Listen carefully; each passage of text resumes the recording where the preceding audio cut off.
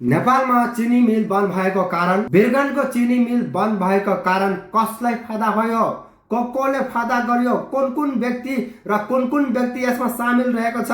आज नेपाललाई जो आर्थिक व्यवस्था यो एउटा षड्यन्त्र जो चिनी मिल माफियाहरू रहेको छ, उनीहरूले नेपाली चिनी मिललाई बन्द गराएर भारतबाट निर्यात गराउने एकदमै मजबुर गरेका थियो। हो, सही सुन्नु भएको छ।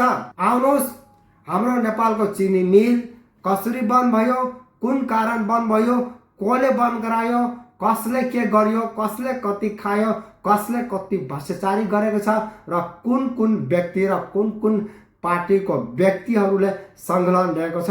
नेपाली जनतामाथि एउटा भार थपिएको आर्थिक फाइनेन्स जो नेपालको लागि एउटा महत्त्वपूर्ण रहेको थियो। दर्शकबिन नमस्कार। वीरगञ्जका चिनी मिल बन्द भएका कारण देशका आर्थिक व्यवस्थापन र नागरिकको फाइनेन्स यति कमजोर भयो कि हामीहरू र पुर्खाहरूले यति मजबुर भयो कि उनीहरूको विदेश जान बाध्यता बनायो, किनकि रोजगार व्यवस्थापन सबै रहेको थियो। यो 30 वर्षभन्दा अघि नैको कुरा हो, अहिलेको कुरा होइन, 10 वर्षको कुरा होइन, 5 वर्षको कुरा होइन, 30 वर्ष अघिको कुरा भइरहेको छ। जो नेपालका चिनी मिल एकदमै राम्रो सहज एकदम चलिरहेको थियो। राजाको पालामा चिनी मिल एकदम मस्तले चलिरहेको थियो। नेपालभरि चिन पुर्याइरहेको थियो। नेपाली जनताले त्यसले लाभ उठाइरहेको थियो। 10 रुपियाँ केजी चिनी जो एउटा लाभ उठाइरहेको थियो। तर एउटा षड्यन्त्र, एउटा गुन्डागर्दी जो आयो, नेपालको तहस नहस गरिदिएको। माओवादीदेखि कांग्रेस, नेकपा, एमाले, जासपा, जनउन्मुक्ति पार्टी जति पनि रहेको यो देशका जति पनि पार्टीहरू रहेको छ, सबैले आफन्त फाइदा उठायो।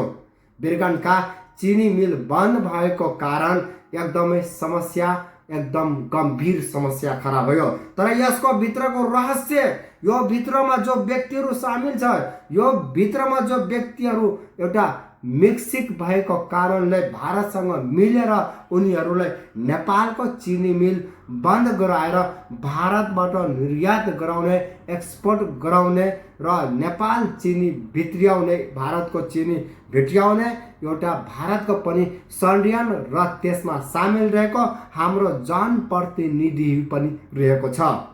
हाम्रो जनप्रतिनिधि कुनै एउटा बहादुरी होइन, कुनै एउटा मेहनती होइन, सबै चोर, लुकेटा र उटेका डाका समूहहरूबाट आएर जनप्रतिनिधि बन्दै गएको छ र उनीहरूको कारण हाम्रो देशका नागरिकमाथि एउटा भार थप्दै गयो।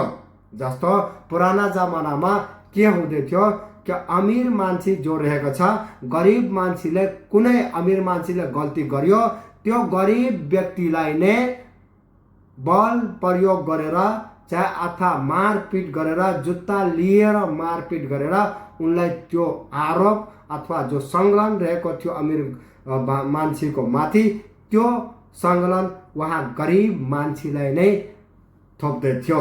त्यसै कारणले यहाँ यही कारण छ, यही प्रविधि जो अपनाएको छ हाम्रो नेपालको माथि, जो थपिएको छ भार, जो चिनी मिल बन्द गराएर भारतबाट चिनी ल्याएर नेपाली जनतामाथि थपिएको आर्थिक फाइनेन्स गरिएको छ।